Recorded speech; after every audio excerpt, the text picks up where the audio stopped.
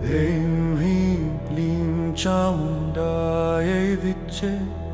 ॐ ऐं ह्रीं क्लीं आओ चामुण्डायै। माया और कबीर, आज तुम्हें उस नवाण मंत्र के भीतर ले चलता हूं जिसे तुम अक्सर सुनते हो। गुरुजी, इस मंत्र का क्या अर्थ है? यह मंत्र मार्कंडेय पुराण के देवी महात्म्य से है, जिसे मोक्ष शास्त्र कहा जाता है। यह केवल शब्द नहीं है, ये बीज मंत्र हैं। जैसे एक नन्हे बीज के भीतर एक विशाल वृक्ष छुपा होता है, वैसे ही इन ध्वनियों में ब्रह्मांड की पूरी शक्ति समाई है। गुरुदेव, देवी की कहानियों का हमारे जीवन से क्या संबंध है? बिल्कुल सही प्रश्न है माया। इन बीज मंत्रों की गहराई में उतरने से पहले हमें देवी की इन कहानियों को समझना होगा।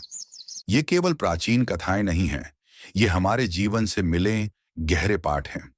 जब तक हम इन कहानियों में छिपे प्रतीकों को नहीं पहचानेंगे, तब तक मंत्रों की शक्ति केवल शब्द बनकर रह जाएगी। आओ पहले सत्य का दर्शन करते हैं।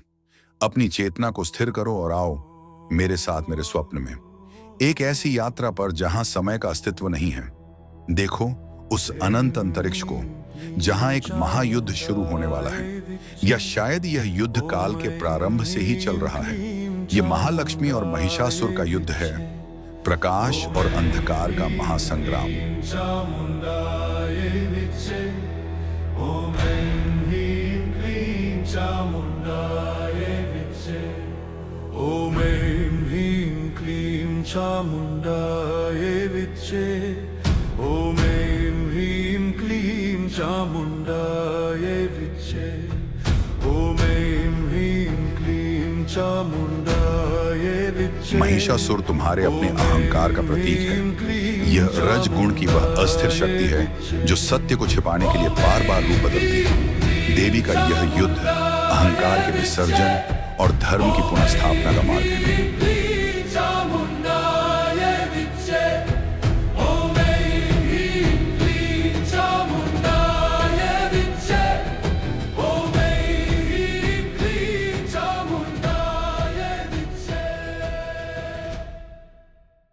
गुरुदेव, महिषासुर बार बार रूप क्यों बदलता है? कभी भैंस, कभी राक्षस। इससे हम क्या सीख सकते हैं? बहुत अच्छा प्रश्न है माया। जैसे महिषासुर कभी भैंस बनता है तो कभी योद्धा, वैसे ही हमारा अहंकार भी बहुरूपिया है।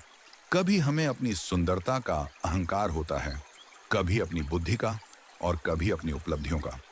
जब एक अहंकार टूटता है तो मन तुरंत दूसरा मुखौटा पहन लेता है।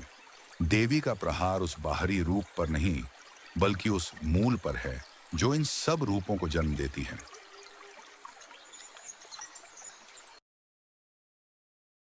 गुरुदेव, ये ओम ऐंग ह्रीम क्लीम महामंत्र क्या है? हर जगह इसके बारे में लिखा है। इसके शब्दों का कोई अर्थ है क्या? सुनो ध्यान से। सबसे पहले आता है ओम। ये केवल एक ध्वनि नहीं, ये ब्रह्मांड का नाद है। जो कुछ भी तुम देख रहे हो, सृष्टि, सारे लोग, ये सब ओम की गूंज है। ये पूर्ण है, जिससे सब निकलता है और जिसमें सब विलीन हो जाता है। अब समझो इन तीन बीजों का रहस्य। ऐंग, ह्रीं, क्लीं, ये त्रिदेवों की शक्ति का आधार है। ऐंग, यह सत्व गुण है, पवित्रता और ज्ञान। ये महासरस्वती का स्वर है जो ब्रह्मा की सृजन शक्ति बनकर अज्ञान के कोहरे को चीर देती है। ह्रीं, यह रजगुण है, संचालन और गति। यह महालक्ष्मी की ऊर्जा है जो विष्णु के साथ मिलकर संसार में संतुलन स्थापित करती है। क्लीं, यह तम गुण है, परिवर्तन और संहार। यह महाकाली की शक्ति है जो शिव के रुद्र रूप की तरह तुम्हारे पुराने मोह और अहंकार को जड्डीएच से उखाड़ दाह फेंकती है। और अंत में चामुंडाया विच्छे, यानी उस शक्ति को पुकारना जो अविद्या की गांठ को काट दे। विच्छे एक कमांड है, एक वार है, अहंकार के अंत और आत्मा की मुक्ति के लिए। देखो इस दर्शन को। यहाँ त्रिदेव ब्रह्मा, विष्णु और महेश विराजमान हैं। एक रचयिता है, एक पालक है और एक संहारक है। लेकिन देवी महात्म्य का रहस्य यह है कि ये तीनों शक्तियां देवी के इन तीन बीजों में समाहित हैं। मार्कंडेय पुराण में लिखा है, ऐंकारी सृष्टि रूपाय ह्रींकारी प्रतिपालिका। क्लींकारी काम रूपिण्य बीज रूपे नमस्तुते। इसका अर्थ है ऐंग बीज रूप में आप ही महासरस्वती बनकर सृष्टि की रचना करती हैं।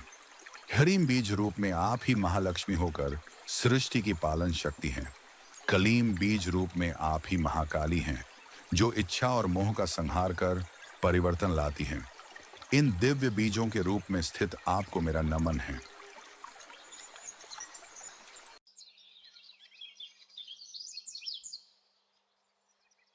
गुरुदेव, एन ह्रीं क्लीं को आपने सृष्टि, पालन और संहार की महाशक्तियों से जोड़ा है। देवी की शक्ति मैं अपने कर्म में कैसे जोड़ सकता हूँ? तो माया और कबीर, याद रखना, जब तुम यह मंत्र बोलते हो, तुम केवल प्रार्थना नहीं कर रहे, तुम अपने अस्तित्व को शुद्ध कर रहे हो। देवी कोई बाहरी शक्ति नहीं, वह चिति है, तुम्हारे भीतर की शुद्ध चेतना। जब भीतर शांति आए तो समझ जाना, देवी ने अपना कार्य कर दिया है।